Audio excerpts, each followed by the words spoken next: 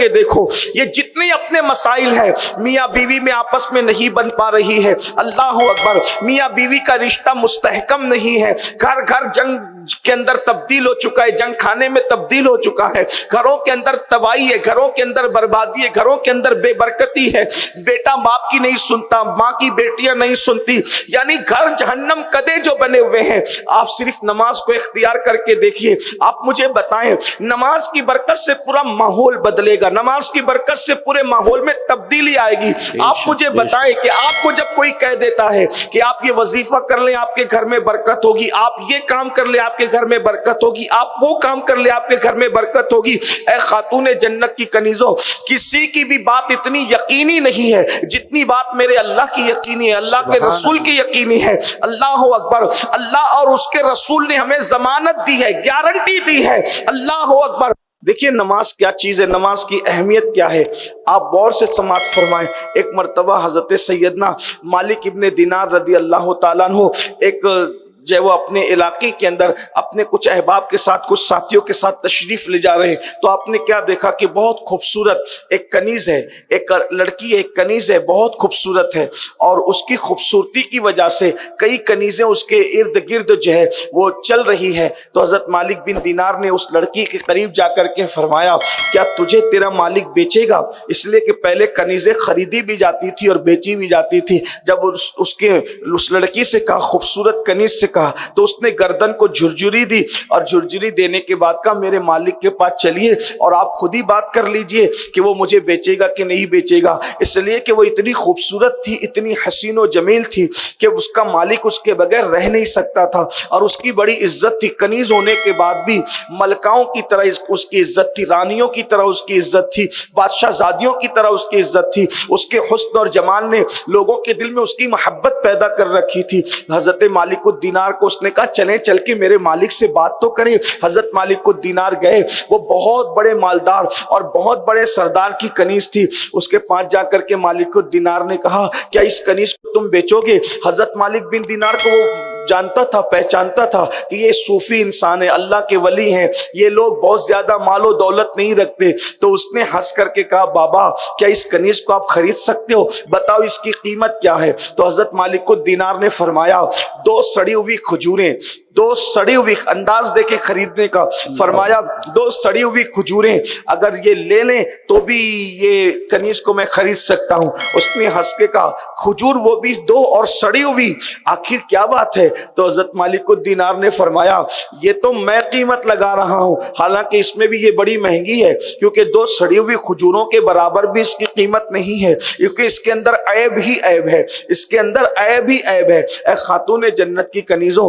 اندازہ کرو جب حضرت مالک الدینار نے کہا اس میں عیب ہی عیب ہے، تو وہ سردار نے، مالدار نے پوچھا اے حضرت مالک الدینار اس میں کیا عیب ہے؟ تو اس وقت تو آپ نے فرمایا دیکھو پہلی بات تو یہ ہے کہ اس کا جو جسم ہے اگر یہ غسل نہ کرے تو اس کے جسم سے بدبو آئے گی، اگر یہ مسواک نہ کرے، منہ صاف نہ کرے تو اس کے منہ سے بدبو آئے گی، اس کے بعد اس کا حال یہ ہے کہ اللہ اکبر ایک دن یہ مر جائے گی، ایک دن اس کو موت آئے گی، اور جب موت آئے گی تو یہ تجھے غمگین کر کے جائے گی، یعنی یہ تجھے صدمہ دے کر کے جائے گی۔ اللہ اکبر۔ اور پھر کہا اگر اس کو موت نہیں آتی ہے، تیری موت آنے تو اس کی موت آنے سے پہلے اگر تجھے موت آ گئی تو اللہ اکبر یہ تیرے ساتھ بغاوت کرے گی، اور یہ تیرے ساتھ جو بغاوت کرے گی آج تیرے ساتھ ہے، کل کسی اور کے ساتھ ہوگی، آج تجھے پیار دے رہی ہے کل کسی اور کو پیار دے گی، آج تیرے ساتھ وفا کر رہی ہے کل کسی اور کے ساتھ وفا کرے گی۔ اس طریقے سے آپ نے فرمایا کہ اس کے بڑے عیب ہی عیب ہے۔ اللہ اکبر۔ جب یہ بوڑھی ہو جائے تو اس کے بدن میں جھریاں پڑ جائے گی، جب یہ بوڑھی ہو جائے تو اس کا حسن باقی نہیں رہے گا، اس کی خوبصورتی باقی نہیں رہے گی، یہ حال اس کا ہوگا۔ اللہ اکبر۔ یہ سننے کے بعد اس سردار نے کہا، اس مالک نے کہا کہ اے مالک الدینار کیا کوئی ایسی بھی کنیز ہے جس کے اندر یہ عیب نہ ہو؟ کوئی ایسی بھی کنیز ہے جو مرے گی نہیں، جو بوڑھی نہیں ہوگی، جس کے اندر یہ سارے عیب نہیں ہے، منہ سے بدبو نہیں آئے گی، اگر وہ نہ نہائے تو اس کے جسم سے بدبو نہیں آئے گی۔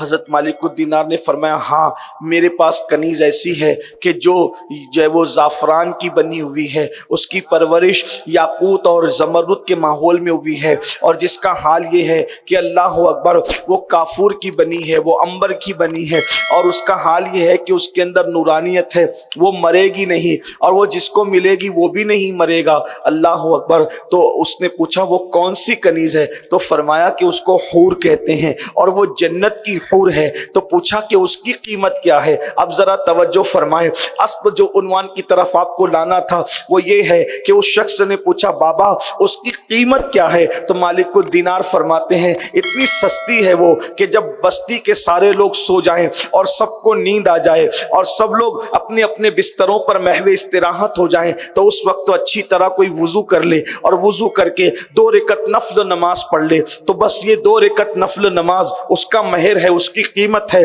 کہ یہ 2 رکعت نفل پر اللہ وہ جنت کی حور اس کو ہمیشہ ہمیشہ کے لیے عطا فرماتا ہے۔ اے خاتون جنت کی کنیزوں، آپ اندازہ کریں کہ جب 2 رکعت نفل پر جنت کی حور مل جاتی ہے، صرف 2 رکعت نفل پر، اب اندازہ کریں حور جہاں کی ہوگی تو ٹھکانہ بھی وہیں کا ہوگا۔ اس کا مطلب یہ ہے کہ جب نفل نماز کی یہ شان ہے تو سنت موقدہ کی کیا شان ہوگی، اور جب سنت تاکیدی کی یہ شان ہے تو پھر فرائض کی کیا شان ہوگی۔ لیکن ہم نے نماز کو ترک کیا، مرد پھر بھی 5% نماز پڑھتے ہیں، مگر عورتوں میں نماز کی بڑی کمی ہے، عورتیں نماز سے کوسوں دور ہیں۔ اے خاتون جنت کی کنیزوں، یاد رکھنا نماز پڑھنے سے اللہ بھی ملتا ہے، نماز پڑھنے سے جنت بھی ملتی ہے، لیکن اگر کوئی نماز نہ پڑھے تو تصویر کا دوسرا رخ یہ ہے کہ اللہ اکبر جتنا دردناک عذاب جہنم کے اندر بے نمازی کو دیا جائے گا اتنا دردناک عذاب کسی کو نہیں دیا جائے گا۔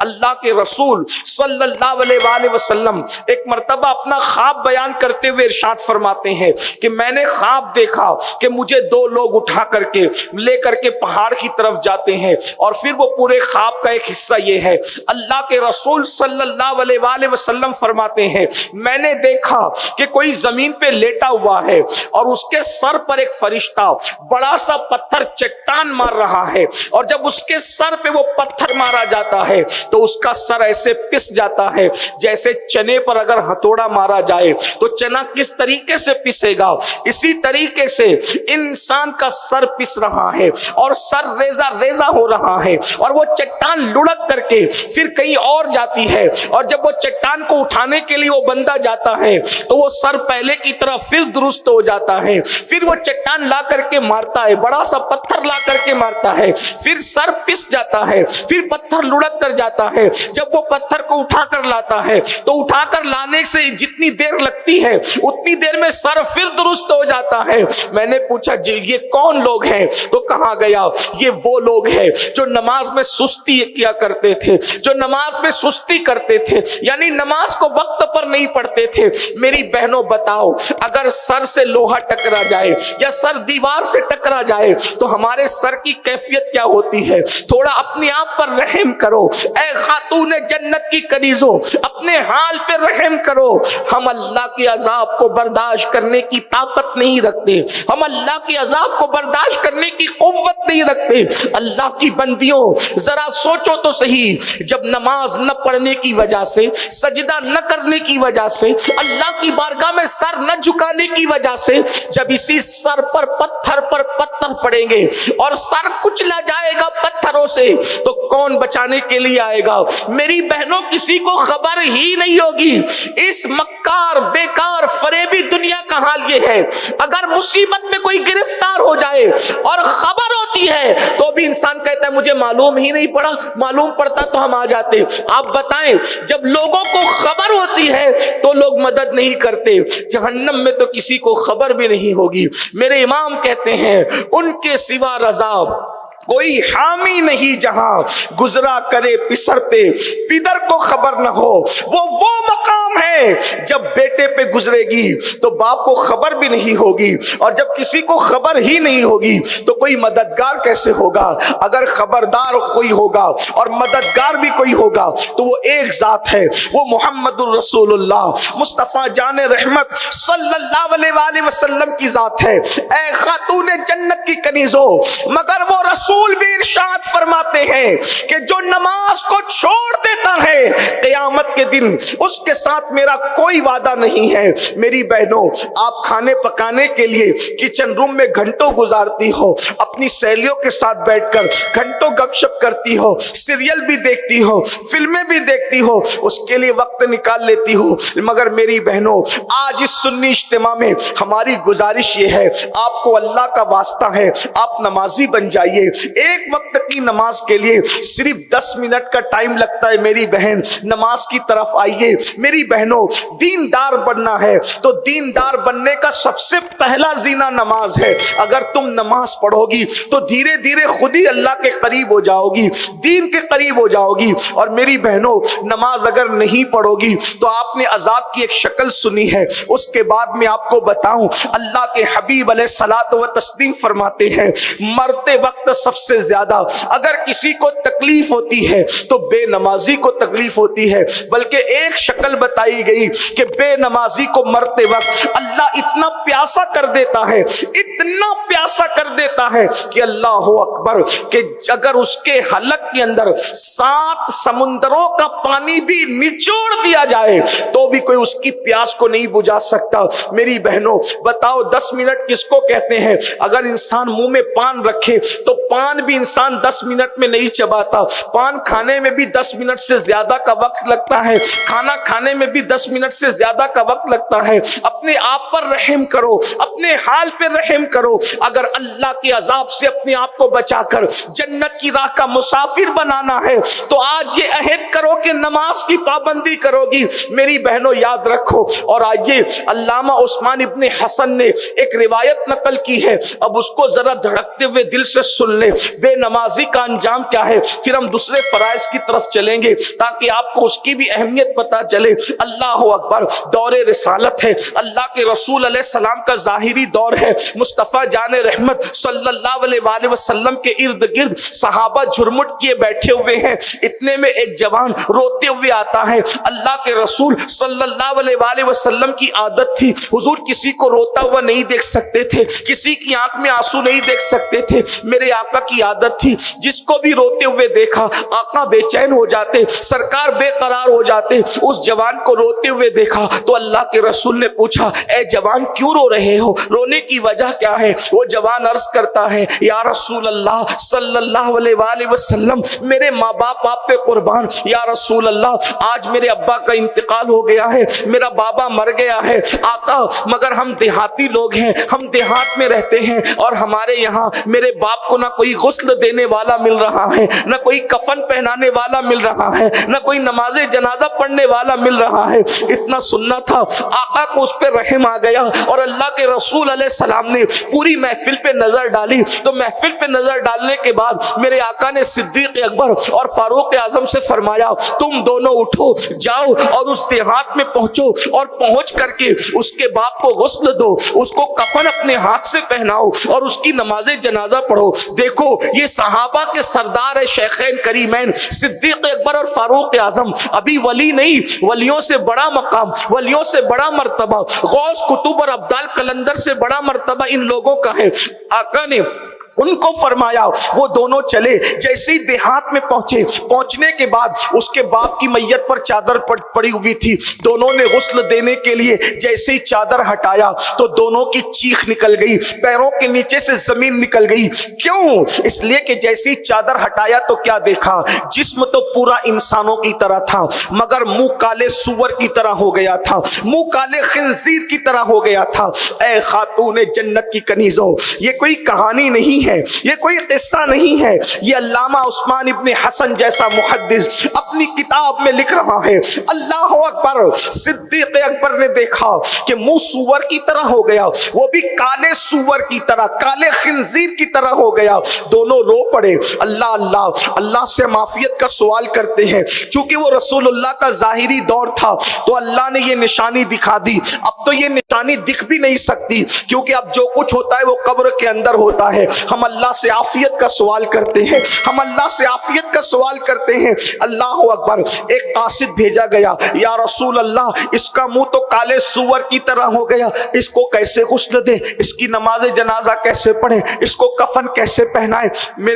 میرے آقا علیہ السلام نے جب یہ سنا تو اللہ کے رسول خود تشریف لائے، اور آنے کے بعد اللہ کے حبیب علیہ السلام نے دیکھا کہ چہرہ اس کا سور کی طرح تھا، کالے خنزیر کی طرح تھا۔ آقا بھی رو پڑے، حضور علیہ السلام کی آنکھوں میں آنسو آ گئے۔ میرے آقا نے ہاتھ اٹھائے اور دعا کی، اللہ اس کا چہرہ درست کر دے مولا۔ اللہ نے اس کا چہرہ درست کر دیا، جلدی سے صحابہ نے غسل دیا، کفن پہنایا اور اس کی نماز جنازہ پڑھی گئی۔ نماز جنازہ پڑھنے کے بعد کسی نے چپ کیسے کہا، پہلے تو منہ اس کا سور کا ہو گیا تھا، حضور کی دعا سے اچھا ہوا، اب نماز جنازہ کے بعد چیک تو کر لو، دیکھ تو لو کہ منہ کیسا ہے۔ جب نماز جنازہ کے بعد چہرہ دیکھا گیا تو کفن کے اندر پھر سے چہرہ کالے سور کی طرح تھا، کالے خنزیر کی طرح تھا، واپس سے چہرہ بدل گیا۔ حضور علیہ السلام بھی رو پڑے، سارے صحابہ رو پڑے۔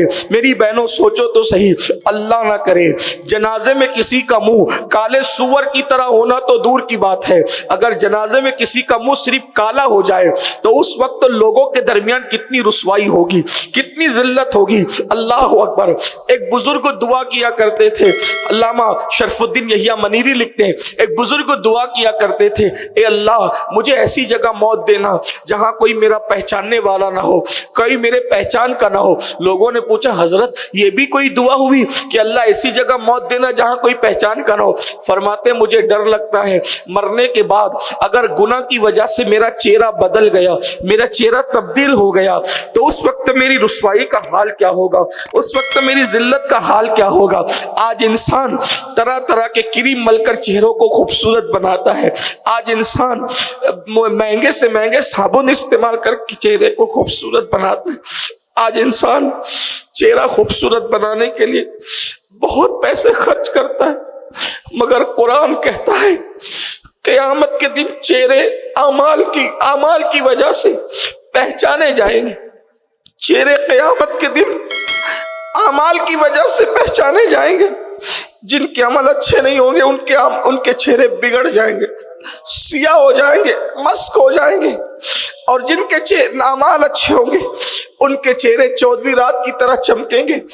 ہمیں نہیں پتا ہمارے اعمال کیسے ہیں، بلکہ ہم تو جانتے ہم نے تو گناہ کے سوا کچھ کیا ہی نہیں، کیا ہوگا اپنے چہروں کے ساتھ، کیا ہوگا؟ اللہ اکبر، اگر چہرے پہ پھنسی نکل جائے ہم محفلوں میں شریک نہیں ہوتے، اگر چہرے پر کوئی داغ آ جائے ہم لوگوں کے درمیان نہیں جاتے۔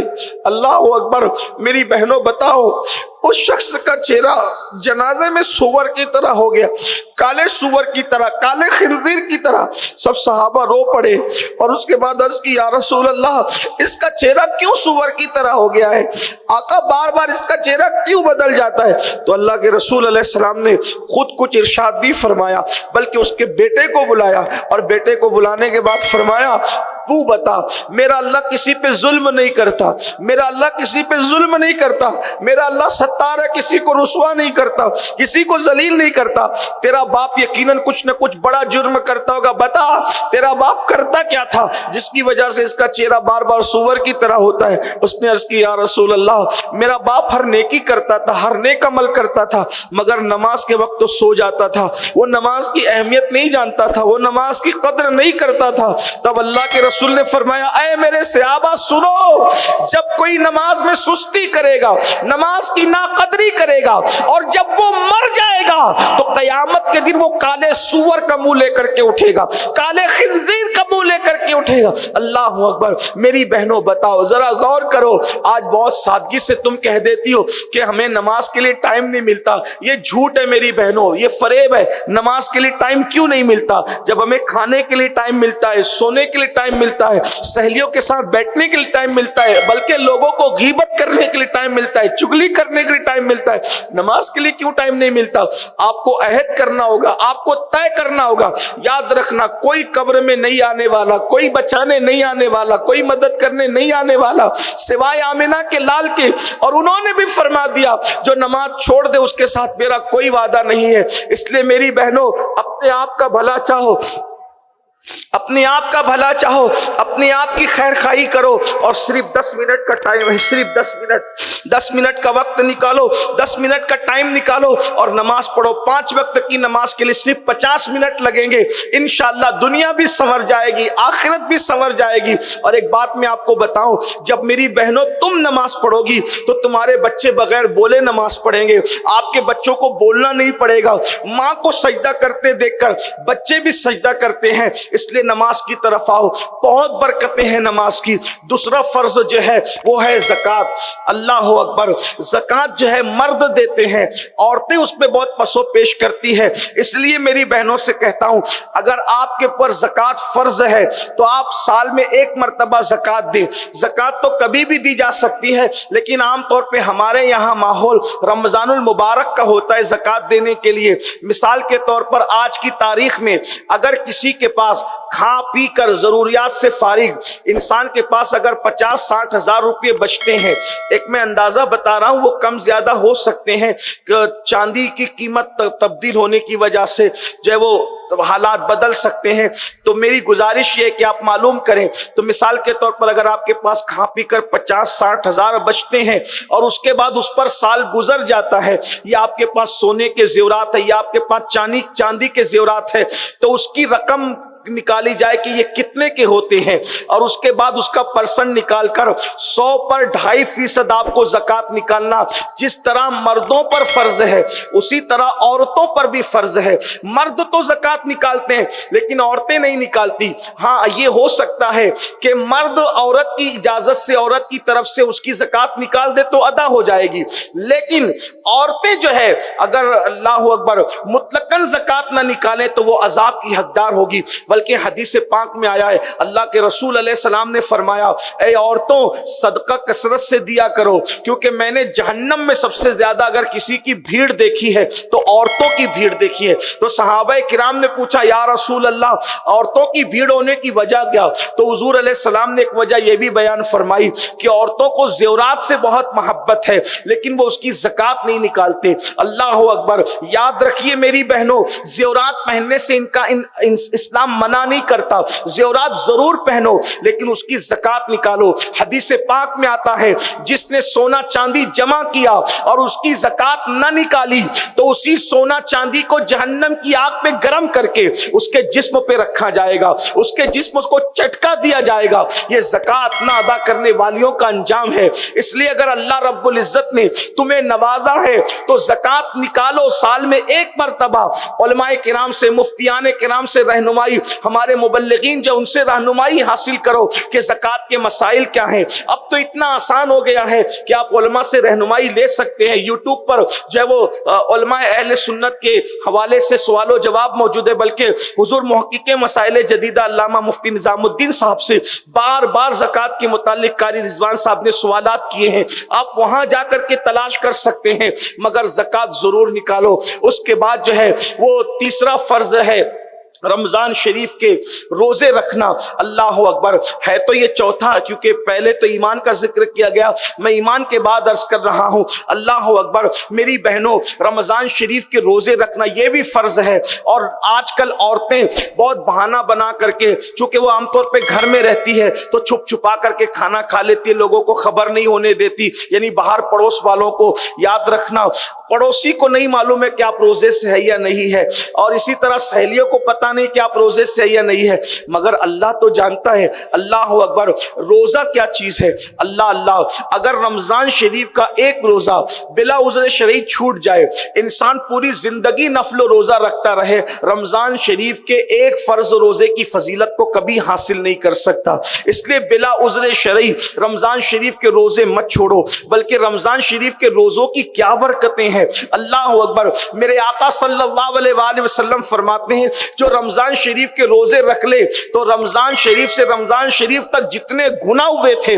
वो सारे गुनाह उन रोजों की बरकत से माफ कर दिए जाते हैं। रोजा रखने वाला गुनाह से ऐसे पाक हो जाता है जैसे अभी अपनी माँ के शिकम से पैदा हुआ। जब कोई रोजा रखता है तो जो कपड़े पहनता है तो कपड़े उसके लिए मगफिरत की दुआ करते हैं, जो बिस्तर पे लेटता है बिस्तर उसके लिए मगफिरत की दुआ करते हैं। अल्लाह अकबर, जूता पहने तो जूता उसके लिए मगफिरत की दुआ करता है। इसी तरह उसके मुंह से जो बू आती है अल्लाह को मुश्क से ज्यादा प्यारी है। और फिर फरमाया गया, रोजेदार को दो खुशी होती है, एक तो इफ्तार के वक्त और एक तो रहमान के दीदार के वक्त। अल्लाह इरशाद फरमाता है, रोजा मेरे लिए है और मैं उसकी जजा हूं। अब यहां पर एक बात औरतें कहती है कि हजरत हम बीमार हैं, हालांकि जिस बीमारी में रोजा रखना मना हो जाता है ऐसी बीमारी 2% लोगों को भी नहीं होती, मगर फिर लोग बीमारी का बहाना बनाते हैं, बीमारी बढ़ जाएगी, ये हो जाएगा, वो हो जाएगा। एक बात मैं आपसे कहूं, डॉक्टर झूठ बोल सकता है,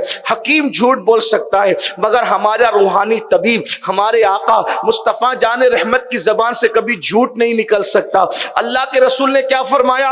रोजा रखो, सेहतमंद हो जाओ। अल्लाह के रसूल ने जमानत दी है, रोजा रखने से बीमारी बढ़ेगी नहीं बल्कि रोजा रखने से तुम्हें सेहत मिलेगी। आका ने फरमा दिया सो फरमा दिया, रोजा रखो, सेहतमंद हो जाओ। हाँ, कुछ बीमारियां ऐसी है जिसमें खुद शरीयत इजाजत देती है। वो कौन सी बीमारियां है, बीमारी किस हद तक होनी चाहिए, इस सिलसिले में भी आपको सवाल जवाब की महफिल के अंदर रहनुमाई दे दी गई है सुन्नी दावत इस्लामी के इज्तिमा के जरिए से। इसलिए रमजान शरीफ भी करीब आ रहा है, हो सकता है आजकल में ही जो है वो शाबानुल मुअज्जम का प्यारा महीना शुरू हो जाए और फिर रमजान शरीफ आइंदा महीने शुरू होगा। क्या बरकत वाला महीना है, इसलिए रोजा तर्क मत करना, रोजा मत छोड़ना, बेपनाह बरकतें रोजे की। अल्लाह अकबर। एक बात आपको बता दूं, जो भी रोजे रखते हैं हमेशा उनकी उम्र दराज होती है। जो भी रोजे रखते हैं अल्लाह उनको मोहलिक बीमारियों से बचाता है। आप देख लें, ये शुगर का मर्ज, ब्लड प्रेशर का मर्ज, हार्ट का मर्ज, ये सब आज सुनाई दे रहे, सब ये बलाएं आज से 100, 200, 500 साल पहले 90 साल की उम्र के हमारे वली होते थे, बुजुर्गान दिन होते थे, उनको किसी को शुगर होती थी, किसी को ब्लड प्रेशर होता था, किसी को हार्ट की बीमारी होती थी। ये नहीं कहता कि जिनको ये सब होता है वो गुनहगार है, ऐसा नहीं कह रहा हूं, लेकिन अक्सर की बात वजह क्या है, वो लोग महीने में कम से कम 3 रोजे हर मुसलमान रखता था। महीने में 3 रोजे हर मुसलमान रखता था, 13, 14, 15, इसको अय्याम बीस कहते हैं। हदीस पाक में आया, जो महीने में ये 3 रोजे रख ले अल्लाह उसको पूरा महीना रोजा रखने का सवाब अता फरमाता है। और आका अलैहिस्सलाम ने इन रोजों को सफर में भी तर्क नहीं फरमाया। और आका फरमाते जो महीने में 3 रोजे रखेगा अल्लाह पाक क़यामत के दिन उसके चेहरे को 14वीं रात के चांद की तरह चमकाएगा। आप क्या समझते हो मेरी बहनों? लेकिन एक बात कहता हूं, इस नियत से रोजा मत रखना कि मैं सेहतमंद हो जाऊंगी, इस नियत से रोजा रखना कि अल्लाह को राजी कर लूंगी। इसलिए कि अल्लाह राजी हो गया तो फिर सारी चीजें, बहुत बरकतें रोजे की। और अल्लाह अकबर, हकीम लोग कहते हैं कि रोजा अगर कोई महीने में 3 दिन रख ले तो उसका पेट साफ हो जाता है, मैदा साफ हो जाता है, सीना साफ हो जाता है। बहुत बरकतें रोजा रखने की। तो कम से कम 3 रोजे तो हर मुसलमान महीने में रखता था। फिर और शौक बढ़ता तो लोग पीर और जुमेरात का रख लिया करते थे, यानी कि कुछ लोग अगर रखना चाहे तो पीर का रखते थे। लेकिन रोजे हमारी जिंदगी के अंदर जरूर थे। और सूफिया फरमाते रोजा निस्फ तरीकत है, यानी विलायत का आधा रास्ता सिर्फ रोजा तय करा देता है। इसलिए मेरी बहनों रोजे पे तवज्जो दो। नहीं आप नफल रख सकती कोई बात नहीं, फर्ज रोजे जरूर रखो, रमजान शरीफ के रोजों की बरकतें हैं। उसके बाद चौथा और आखिरी फर्ज अल्लाह के रसूल अलैहि सलाम ने फरमाया कि हज तुम पे فرض ہے. اللہ تعالیٰ اگر استطاعت دے، لیکن حج سب پہ فرض نہیں ہے، صاحب استطاعت پہ فرض ہے. یعنی پیسہ بھی اتنا ہونا چاہیے کہ آنے جانے کا خرچ اٹھا سکیں. اسی طریقے سے جو ہے وہ آپ کے پاس وہاں رہنے کے اخراجات ہونے چاہیے، اور پھر حج کے ارکان ادا کرنے کی طاقت بھی ہونی چاہیے، تب حج فرض ہوتا ہے. اور حج فرض ہو جائے تو اپنے شوہر کو، اپنے باپ کو، اپنے بھائیوں کو جن کے ماتحت ہو ان کو تیار کرو کہ حج فرض ہو تو جلدی حج کرو. یہ نہیں کہ ابھی بیٹی کی شادی باقی ہے، بیٹے کی شادی باقی ہے، نواسے کی شادی باقی ہے. شادیوں ودیوں سے کوئی حج کا تعلق نہیں ہے. آپ صاحب استطاعت ہو گئے، من استطاع الیہ سبیلا، اگر آپ صاحب استطاعت ہو گئے آپ پہ حج فرض ہو گیا. اللہ کے رسول علیہ السلام فرماتے ہیں جس پہ حج فرض ہو جائے اور وہ حج نہ کرے، یا تو وہ یہودی ہو کر مرے یا تو وہ نصرانی ہو کر مرے. یہ آقا علیہ السلام نے فرمایا. اور جو حج کرنے کی سعادت حاصل کر لے اور حاجی کی طرح اپنی زندگی گزارے تو میرے آقا علیہ السلام فرماتے ہیں انشاءاللہ سچا حاجی جس کا حج مقبول ہو گیا، اللہ پاک وہ اس کو یہ اختیار دے گا کہ وہ اپنے خاندان کے 700 لوگوں کی شفاعت کرے گا، اور اللہ اس کی شفاعت کو اس کے حق، ان لوگوں کے حق میں قبول فرمائے.